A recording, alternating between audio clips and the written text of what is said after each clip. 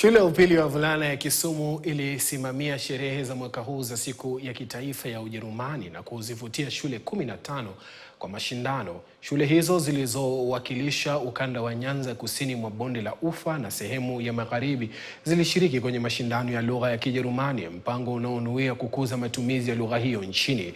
Washikadau walisema kwamba dhamira kuu ni kuzalisha wanafunzi wanaozungumza lugha ya Ujerumani watakaonufaika na nafasi za ajira nchini Ujerumani, wakati Kenya inatia saini mikataba ya ajira na mataifa tofauti na kupata nafasi za kazi ughaibuni.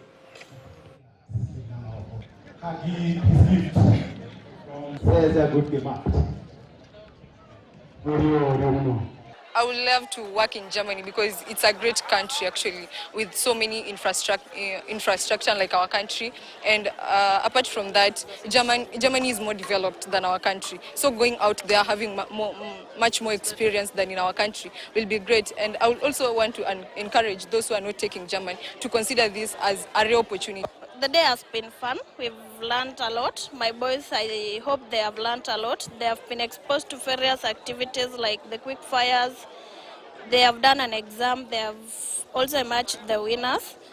And by attending such an event, it makes our students to love German more. We believe that with the knowledge of the subject, it can take them far to other countries, and especially in terms of even translating from one language to another, it can really help them and can really boost their career paths. It aims at promoting what we call the culture of German, as well as the language in itself.